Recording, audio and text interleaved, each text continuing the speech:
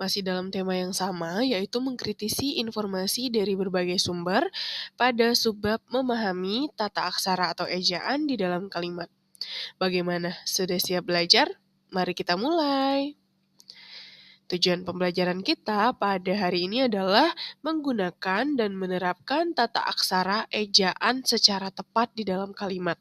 Nah, Ananda pasti sudah tahu atau sudah sering bertemu dengan ejaan dan sudah sering menerapkan ejaan di dalam penulisan. Nah, ejaan yang kita kenal di Indonesia itu ada ejaan yang disempurnakan atau yang sering kita sebut dengan EYD. Dan sekarang EYD yang paling terbaru adalah EYD versi 5 yang merupakan penyempurnaan dari PUEB, yaitu Pedoman Umum Ejaan Bahasa Indonesia. Nah, Ananda bisa melihat ejaan versi 5 ini baik secara daring ataupun secara luring. Nah, sebelumnya ada sebuah puisi nih dari Khairil Anwar, yaitu judulnya Aku. Kita baca ya. Kalau sampai waktuku, ku mau tak seorang kan merayu. Tidak juga kau, tak perlu seduh-sedan itu. Aku ini binatang jalang, dari kumpulannya terbuang. Biar peluru menembus kulitku, aku tetap meradang, menerjang. Luka dan bisa ku bawa berlari, berlari, hingga hilang pedih-perih. Dan aku akan lebih tidak peduli. Aku mau hidup 1000 tahun lagi. Nah, itulah puisi aku dari Khairil Anwar. Nah, yang di sini ada penulisan kutip nih, atau penulisan tanda petik, yaitu ku mau tak seorang. Nah, di sini kita akan melihat apakah tanda penggunaan petik ini sudah benar atau belum. Nah, berikut ini adalah tata aksara berdasarkan ejaan yang disempurnakan. Nah, EYD untuk tanda petik tunggal. Nah, di sini tanda petik tunggal itu dipakai untuk mengapit petikan yang terdapat dalam petikan lain. Contohnya, tanya dia, kau dengar bunyi kering-kering tadi. Nah, di sini ada kering-kering, itu di dalam kutipan kau dengar.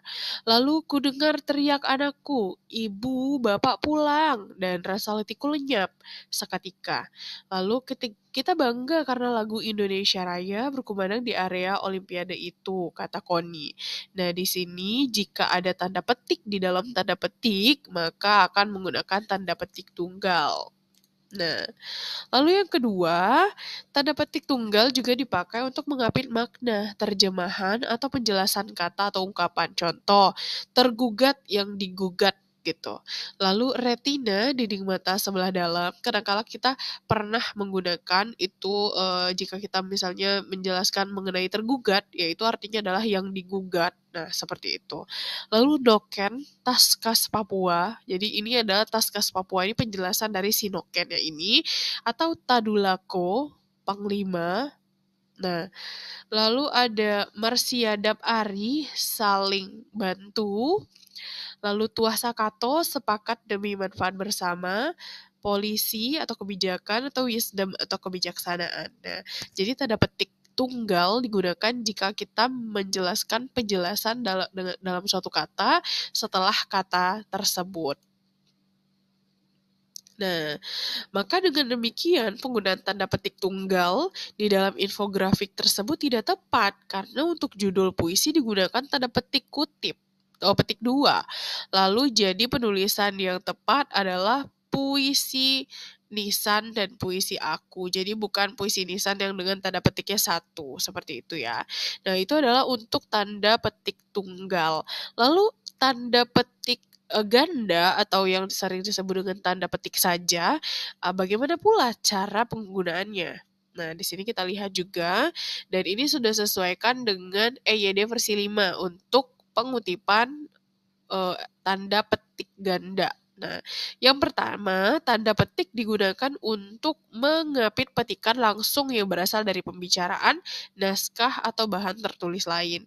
Merdeka atau mati, seru Bung Tomo dalam pidatonya. Nah, lalu kerjakan tugas ini sekarang, perintah atasannya, karena besok akan dibahas dalam rapat.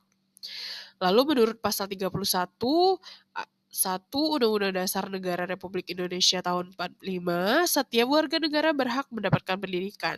Maka tanda petik ini digunakan untuk mengapit petikan langsung yang berasal dari pembicaraan, naskah, atau bahan tertulis lain.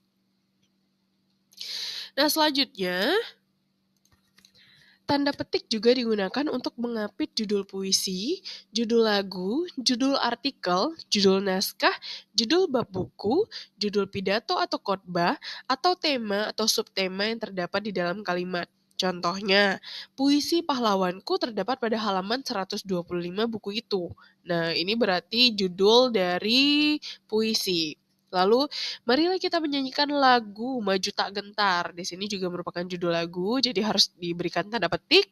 Lalu saya sedang membaca peningkatan mutu daya ungkap bahasa Indonesia dalam buku Bahasa Indonesia Menuju Masyarakat Madani. Maka judul buku itu juga ditulis tanda petik. Nah, lalu makalah. Nah, makalah pembetungkan insan cerdas kompetitif menarik perhatian peserta seminar. Judul makalah juga ditulis petik. Perhatikan hubungan antar klausa dalam buku Tata Bahasa Baku Indonesia. Lalu ada ceramah subuh minggu. Nah, lalu kongres. Nah, tema kongres juga ditulis dengan tanda petik. Dan yang ketiga adalah tanda petik digunakan untuk mengapit istilah ilmiah yang kurang dikenal atau kata yang mempunyai arti khusus. Contohnya peladen. Komputer ini sudah tidak berfungsi. Nah, jadi kita menggunakan istilah-istilah khusus atau yang kurang familiar, maka kita bisa menggunakan tanda petik ganda. Atau dilarang memberikan amplop kepada petugas. Nah, amplop di sini mungkin kita sudah familiar dengan kata amplop, hanya saja di sini ada arti khusus lain, yaitu mungkin nepotisme, gratifikasi, jadi tidak boleh seperti itu. Nah, itulah tadi pembahasan tanda petik ganda dan juga tanda petik tunggal. Nah, di sini ada tabel penggunaan huruf italik ataupun tanda petik. Judul buku kita tulis dengan tulis miring dan di sini tidak ada tanda petik. Judul bab, tanda petik. Nah, kapan ditulisnya italik dan kapan ditulis petik? Jika judul tersebut sudah diterbitkan, maka ditulis italik. Nah, di sini sudah jelas nih tabelnya. Judul buku itu ditulis italik. Nah, lalu judul bab itu ditulis petik. Kenapa? Mungkin bab di dalam buku tersebut diterbitkan, tapi babnya itu ada di dalam buku, makanya ditulis dengan tanda petik. Lalu judul artikel juga ditulis tanda petik, tapi kumpulan dari artikel itu berupa mungkin proceeding, nah itu ditulis italik. Lalu nama media itu ditulis italik, judul lagu itu ditulis tanda petik, tapi judul albumnya itu ditulis italik. Judul antologi puisi itu ditulisnya italik karena itu berupa judul buku yang sudah diterbitkan berupa kumpulan dari puisi-puisi, dan judul puisi itu ditulis dengan tanda petik. Judul film ditulis italik dan nama kitab suci tidak dimiringkan dan juga tidak ditulis tanda petik. Nah, sebenarnya masih banyak lagi penggunaan ejaan yang harus kita ketahui. Jadi, selain dengan penggunaan italik atau tanda petik ini, Anda bisa cek di EYD versi 5. Nah, Anda juga bisa menggunakan aplikasi Halo Bahasa. Di sini juga ada EYD versi 5 yang sudah lengkap tentunya. Nah, terima kasih atas perhatian Ananda. Sampai berjumpa pada pembelajaran selanjutnya. Semoga bermanfaat. Wassalamualaikum warahmatullahi wabarakatuh.